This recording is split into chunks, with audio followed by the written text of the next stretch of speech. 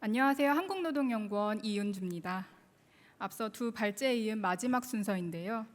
저는 우리가 겪고 있는 인구구조 변화에 따라 돌봄 대응 방안도 달라져야 함을 얘기하고자 합니다. 특히 노동법상 보장되고 있는 가족돌봄 지원 제도를 중심으로 우선 우리나라 제도 내용을 좀 검토하고요. 그리고 해외 주요국에서는 가족돌봄을 위해서 어떠한 제도가 운영되고 있는지 살펴보면서 향후 개선 과제를 제안하고자 합니다. 우선 가족돌봄 지원 제도의 도입 배경인 일생활균형에 대해서 살펴보겠습니다. 오늘날 전 세계적으로 일생활균형이란 단어를 쉽게 들을 수 있고 볼 수 있는데요. 그 이전에 많이 언급되었던 일가정 양립이 일하는 여성의 모성을 보호하고 또 노동시장의 이탈을 방지하기 위한 개념이었다면 그 범위를 가정에서 개인으로 확대를 해야 한다는 취지로 일생활균형이 지금 활용되고 있습니다. 우리나라의 일생활 균형을 지원하기 위한 법제도는요, 보통 휴직과 휴가, 근로시간 단축 이렇게 세 가지 형태입니다. 각자의 내용은 다르지만 궁극적으로는 일하는 사람의 생활시간을 확보한다는 그런 목적은 같은데요. 우리나라 현행 노동법상 일생활 균형을 위한 법제도는 크게 출산과 육아 그리고 가족돌봄 이렇게 세 카테고리에서 제도 보장이 이루어지고 있습니다. 저출산 위기를 극복하기 위한 적극적인 정책 추진과 또 일생활 균형 강화 흐름이 맞물리면서 출산과 육아에 대한 지원은 아시다시피 빠르게 확대되고 있는데요. 반면에 가족돌봄 지원 제도는 여전히 사회적 인지도도 굉장히 낮고 또 보장 수준 또한 육아 지원 정책에 비해서는 현저히 미흡한 상황입니다. 그러나 우리나라는 저출산뿐만 아니라 앞서 들으셨다시피 고령화, 혼인율 감소 그리고 이러한 인구구조 변화를 지금 빠르게 겪고 있는 상황인데요. 이러한 변화는 돌봄의 영역에도 영향을 미치고 있습니다. 따라서 과거에 전통적인 사회에서 상정되었던 돌봄이 아니라 이미 우리가 겪고 있는 인구구조 변화와 가족돌봄의 약화 그리고 돌봄의 수요 증가와 같은 사회적 변화가 고려된 가족돌봄에 관한 새로운 돌봄 정책 논의가 필요하다고 생각합니다. 우리나라 현행 노동법상 가족돌봄 지원제도로 남녀고용평등법에서 가족돌봄 휴직, 휴가, 근로시간 단축 이렇게 세 형태를 규정하고 있습니다. 이 휴직제도가 보시면 2007년에 가장 먼저 도입되었습니다. 휴직 특성상 긴급한 단기 사용이 어렵다는 한계가 제기되면서 19년도에 휴가제도와 근로시간 단축제도가 도입되었고요. 이때 돌봄 대상인 가족의 범위에 조부모와 손자녀가 추가되었습니다. 해당 제도들을 좀 구체적으로 살펴보면 휴직, 휴가, 근로시간 단축 모두 돌봄 대상 가족 범위로 조부모와 부모, 또 배우자 부모, 자녀 또는 손자녀를 정하고 있습니다. 휴직은 돌봄 대상 가족의 질병과 또 사고 노령을 이유로 돌봄이 필요한 경우에 최소는 30일, 연기준 최대 90일까지 사용할 수 있고요. 또 휴가는 휴직 사유에 자녀의 양육이 추가됩니다. 연 최대 10일까지 하루 단위로 사용할 수 있습니다. 마지막으로 근로시간 단축 같은 경우에는 가족 돌봄뿐만 아니라 근로자 본인의 건강 돌봄, 은퇴 준비, 학업 준비를 위해 사용할 수 있고요. 기간은 1년 이내로 최대 2년까지 연장 가능합니다. 질병과 사고는 예측할 수 없다는 점에서 가족 돌봄이 필요한 경우에 그 시간을 보장해주는 가족 돌봄 지원 제도는 정말 중요한 제도입니다. 그런데 화면을 보시면 우리나라는 가족돌봄, 휴직, 휴가, 근로시간 단축제도 모두 인지도가 20%대에 머물러 있는 상황이고요. 사용 실적도 5% 미만에 그치는 등 거의 활용되고 있지 않다고 보셔도 무방한 그런 수치입니다. 특히 비정규직이 정규직에 비해서 또 사업장 규모가 작아질수록 제도 사용이 어려운 상황입니다. 중요하고 필요한 제도임에도 왜 이렇게까지 활용이 되지 않는 것인지 제도의 주요 한계점에 대해서 살펴보겠습니다. 일단 소득 보전 문제가 제일 크다고 생각합니다. 우리나라 가족돌봄 휴직, 휴가, 근로시간 단축 이 모두 현행법상 원칙적으로 무급제도입니다. 그러다 보니 가족돌봄 사유가 발생하더라도 경험이 있으실 수 있겠지만 연차휴가와 같이 소득 보전이 이루어지는 제도를 우선적으로 사용하게 됩니다. 그런데 여러분 기억하실지 모르겠습니다. 지난 21년 코로나 위기 당시에 정부가 일시적 가족돌봄 휴가 제도를 한시적으로 시행한 적이 있는데요. 당시 휴가 비용으로 1일 5만 원씩 최대 10일간 지원이 되었고 또 근속연수 6개월 미만 근로자들도 예외적으로 사용이 허용되었었습니다. 이때 물론 국가적 비상이란 그 예외적인 상황을 고려해야 되지만 그때가 유일하게 돌봄 휴가 사용률이 증가했던 시기였다는 점을 보더라도 소득 보전 여부가 제도 사용에 큰 영향을 미친다는 점을 알 수 있습니다. 다음으로 돌봄 대상 가족 범위 제한 문제입니다. 좀 전에도 말씀드렸다시피 우리나라 가족 돌봄 지원 제도의 돌봄 가족 범위는 조부모, 부모, 그 배우자, 배우자의 부모, 자녀 또는 손자녀입니다. 여기서 조부모와 손자녀는 19년도 법 개정 당시에 도입이 되면서 추가가 되면서 범위가 확대되기는 하였지만 여전히 법률론과 혈연 관계에 기반한 전통적인 가족의 개념에 머물러 있음을 알 수 있습니다. 세대별 가구 수 변화를 보여주는 왼쪽 그래프를 보시면요. 20년 기준 부부와 자녀로만 이루어진 2세대 가구의 수와 그리고 부부와 미혼 자녀, 양친과 같은 이 3가구 이상으로 이루어지는 3세대 이상 가구의 수가 점차 감소되고 있는 반면에 부부처럼 동일 세대로 이루어진 1세대 가구 수는 과거 2000년에 비해서 최근 대폭 상승하였고요. 또 앞으로도 계속 늘어날 전망입니다. 옆에 오른쪽 그래프를 보시면 우리나라 1인 가구와 비친족 가구도 빠르게 증가하고 있는 상황이고요. 또 시간이 갈수록 급격히 증가할 것으로도 예측됩니다. 이처럼 우리나라는 이미 1인 가구와 비친족 가구 수가 빠르게 증가하면서 다양한 가구 구성을 보이고 있는데요.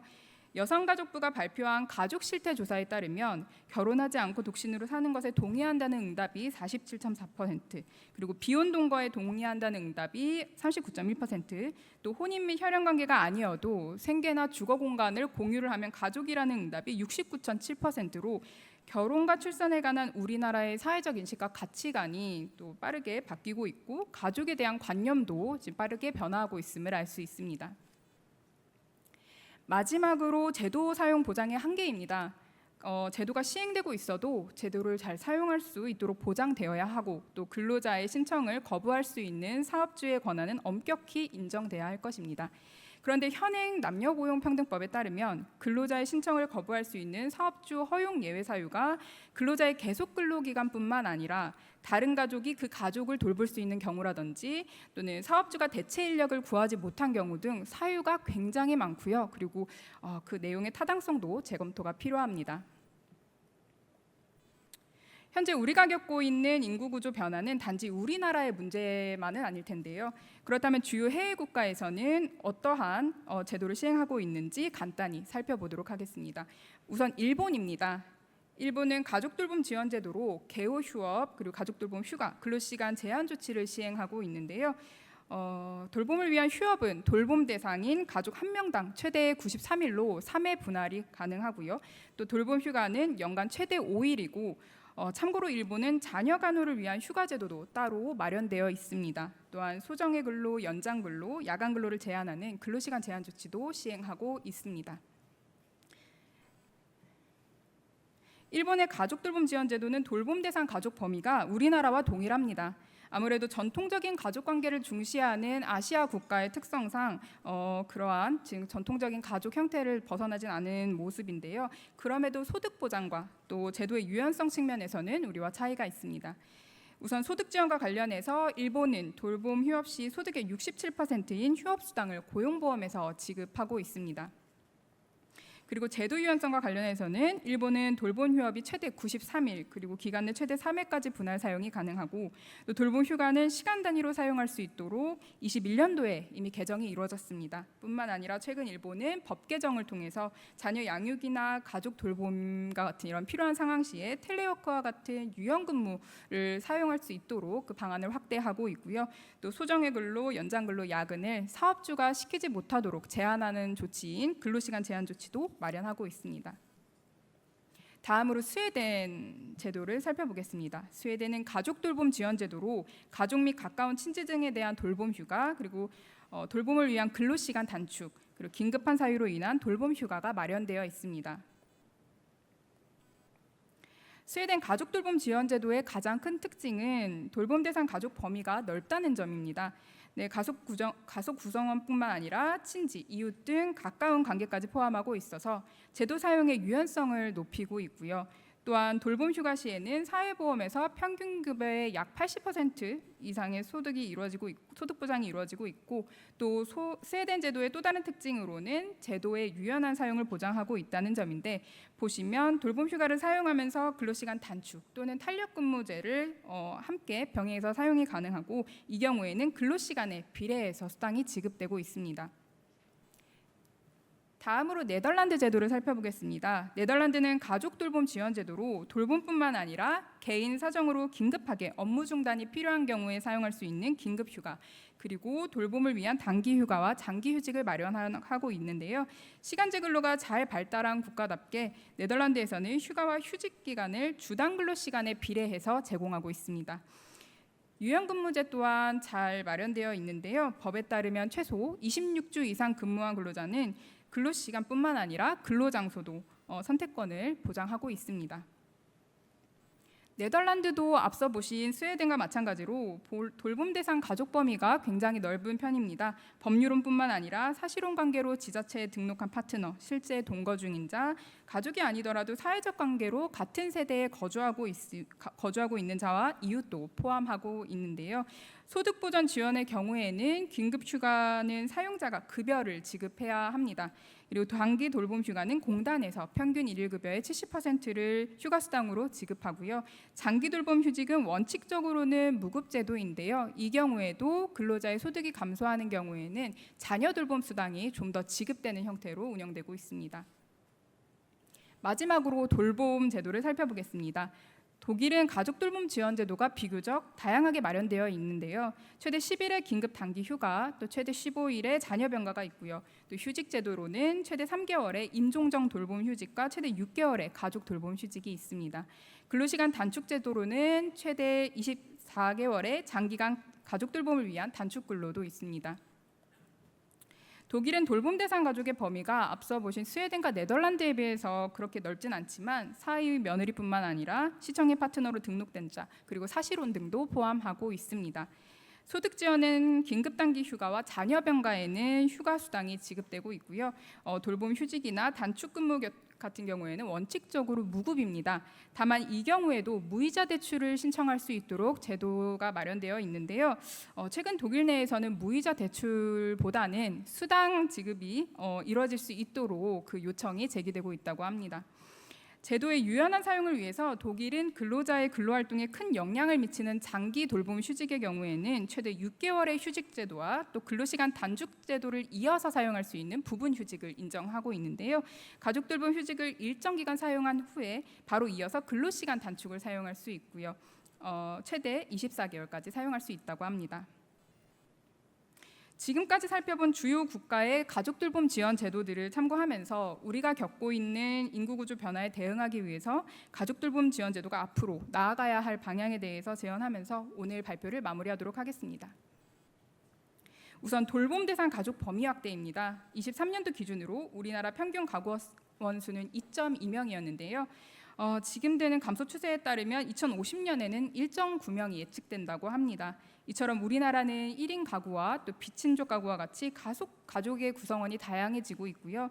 또 가족에 대한 관념도 변화하고 있다는 점을 고려해서 지금보다는 좀 더 가족의 범위를 확대할 필요가 있습니다. 아까 살펴본 그 해외 사례 중에 스웨덴과 네덜란드가 가족 인정 범위가 가장 넓었는데요. 네덜란드와 스웨덴에서 가족의 개념이 왜 이렇게 넓은지 그 배경을 간단히 설명을 드리면 1970년대 이후 이 두 국가는 비교적 우리나라보다 훨씬 앞선 시기에 이미 비혼 동거라든지 재혼 가족, 또 동성 커플, 1인 가구의 확산을 이미 겪은 국가입니다. 실제로 스웨덴은 세계에서 혼인율이 낮은 국가로 손꼽히고 있고요. 그리고 네덜란드도 법적 외 동거 등록 제도라든지 동성 결혼 합법이라든지 일찍이 이러한 제도들을 도입하면서 법률론 중심의 가족 개념이 약했습니다. 제도의 목적이 있는 그 제도의 목적 자체가 일하는 사람이 돌봄 책임을 감당할 수 있게 돕는 것에 있기 때문에 법적 관계보다는 실질적 돌봄의 필요성이 더 중요한 기준이 되었던 건데요. 문제는 이제 우리나라도 이 두 국가와 비슷한 사회 변화를 겪고 있는 중이고요. 또 실질적 돌봄이 이루어질 수 있도록 제도 변화가 필요하다는 점입니다. 저는 개인적으로는 언젠가는 우리도 스웨덴과 네덜란드와 같이 사회적 관계를 맺고 있는 자 정도로 가족의 범위가 확대되는 때가 오지 않을까 싶은데요. 이러한 변화의 점진적인 단계가 필요하다면 현재 EU 지침에서 정하고 있는 기준을 참고해서 동일한 세대에 사는 자인 동거인까지는 범위를 확대해야 한다고 생각합니다. 다음으로 소득보전 지원 방안 문제입니다. 방안 마련입니다. 앞서 살펴본 해외 사례 제도를 비교한 표를 보시면 우리나라와 같이 가족 돌봄 지원 제도 모두, 그러니까 휴직, 휴가, 근로시간 단축 모두 소득 지원이 이루어지지 않는 국가는 없습니다. 대부분 휴가는 유급으로 지원하는 편이고요. 비교적 기간이 긴 휴직 같은 경우는 무급이더라도 이 경우에도 네덜란드는 자녀 돌봄 수당의 금액을 늘려준다든지 독일이 무이자 대출을 지원해 준다든지 이러한 좀 대체 지원 방안이 마련되어 있음을 좀 전에 말씀드렸는데요. 그에 비해서 우리나라는 제도 모두 소득 지원이 이루어지지 않고 있고 대체 방안도 마련되어 있지 않은 상황입니다. 그런데 일본을 제외한 오늘 소개해드린 나머지 세 국가는요, 돌봄을 개인이나 가족의 의무가 아니라 사회적 권리로 본다는 특징이 있습니다. 그러한 관점 아래 가족의 범위를 넓히는 것은 이주민이나 소수자, 또 비혼 인구 등을 제도적으로 포용하려는 복지국가적 가치와도 연결됩니다. 반면에 우리나라 같은 경우는 돌봄은 가족의 책임이라는 관념, 그리고 사업주의 부담을 최소화시켜야 한다는 인식의 영향으로 지금까지 무급 구조가 유지될 수 있었습니다. 그러나 이제 자녀 양육뿐만 아니라 가족 돌봄 지원도 또 성평등 실현과 같은 사회적 가치를 위한 투자라는 관점에서 확대되어야 할 텐데요. 우리나라 공무원은 자녀를 돌보는 돌봄 휴가를 사용하면 자녀 수의 1을 더한 일수까지는 유급으로 보장해주고 있습니다. 형평성 보장을 위한 측면에서도 우리도 휴가 제도는 일정 일수를 유급화하는 방안을 검토해야 된다고 생각합니다. 다만 유급으로 인정하는 해외 사례를 보면 법의 돌봄 인정 기준이라든지 그 신청 요건을 좀 상세히 규정하고 있는 편입니다. 그래서 우리나라도 유급으로 전환을 하게 된다면 신청 사유 규정을 현행보다는 좀 더 구체적으로 정할 필요가 있습니다.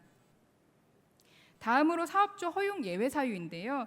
가족 돌봄을 수행해야 하는 일하는 사람의 일생활 균형을 돕기 위해서는 제도 신청에 대한 사업주의 거부권 행사 범위를 엄격하게 판단해야 합니다.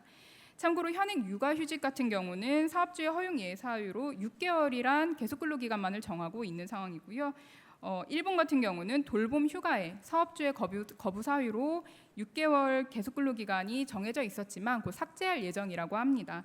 허용 예외 사유 검토를 통해서 돌봄 제도 사용을 최대한 보장하고자 하는 노력이 동반돼야 된다고 생각합니다. 다음으로 유연한 제도 사용 보장을 위한 변화가 필요하다는 말씀을 드리고자 하는데요. 현행 제도에서는 하루 단위 사용을 보장하고 있지만 시간 단위 휴가 사용을 사용할 수 있도록 좀 변화가 필요하고, 또 가족 돌봄을 책임져야 하는 근로자에 대한 연장 야간 근로 거부권이라든지 또 유연근무제 신청권과 같은 다양한 선택지를 마련을 해줄 필요가 있다고 생각합니다. 또한 시작에서 설명드렸듯이 우리나라 가족 돌봄 지원 제도 중 가족 돌봄 휴가만이 사유에 자녀 양육이 있습니다.